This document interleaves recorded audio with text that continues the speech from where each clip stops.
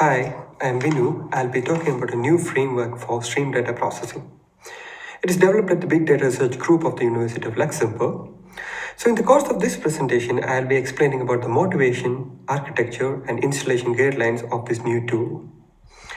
Stream processing systems are currently among the most emerging topic in data management, with applications ranging from real-time event monitoring to processing complex data flow programs, and also in big data analytics.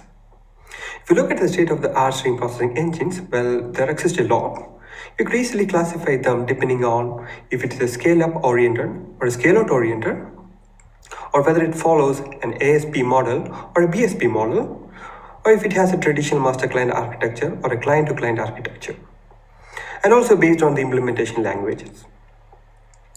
The performance of a stream data processing system is generally measured using a metric called a sustainable throughput.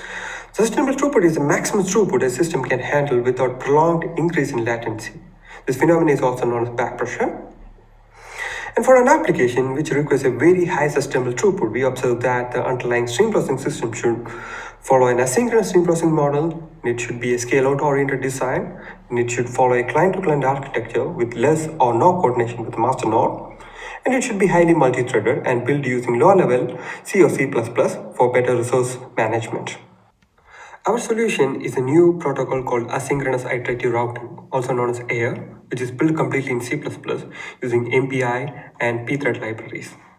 AIR can be run on any computer with a pre-installed MPI package and can be easily deployed on a multi-node cluster. AIR takes a data flow program written in C++ following this specific template as input. Given this data flow program along with the count of data flows to be deployed to the core of the AIR would spawn that many number of MPA processes. Each MPA processes, and hence each data flow, can be easily identified using its unique rank number, a concept that is well explored in MPA design. Similarly, each operator within a data flow is identified using a user-assigned tag number.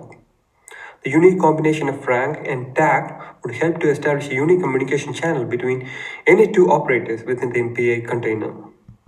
The core AIR library would automatically assign a unique address based on the tag and the rank number of the source and the target operators, as shown here, to each channel. An overview of various classes in AIR is shown here. To develop a user-defined operator, such as a variant of mass, split, or join, the user needs to extend the vertex class.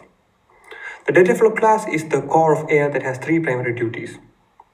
The first is to spawn the MPA processes corresponding to the dataflow, then assign unique addresses to the channels, and initialize various threads within an operator. Talking about the threads, there are three different types of threads within an operator: listening thread, processing thread, and sending thread. The listening thread would iteratively listen for a new message that are assigned to that incoming channel, and the processing thread is where the user-defined logic is iteratively executed. And the sending thread would send the processed message to the appropriate outgoing channel. Clearly, you can see that each channel has its own dedicated processing thread, making AIR one of the fastest data processing engine with minimum synchronization overhead. Depending upon the complexity of the data flow and the count of the data flow, the internal structure of the operator may look very complex, but remain opaque to the developer. AIR is available as an open source library at our GitLab repository. In addition to the GCC library, an MPA package is the only other dependency for running AIR. For easy installation, AIR is available as a makefile project. To run an existing use case, one can use MPA run or MPI exe command by specifying the count of the data flow, the abbreviation of the use case, and the throughput value. Currently, we have 5 streaming benchmarks already implemented and are available as a part of the AIR package. AIR can be easily deployed on any HPC cluster having a workload manager such as Slurm, following these few steps.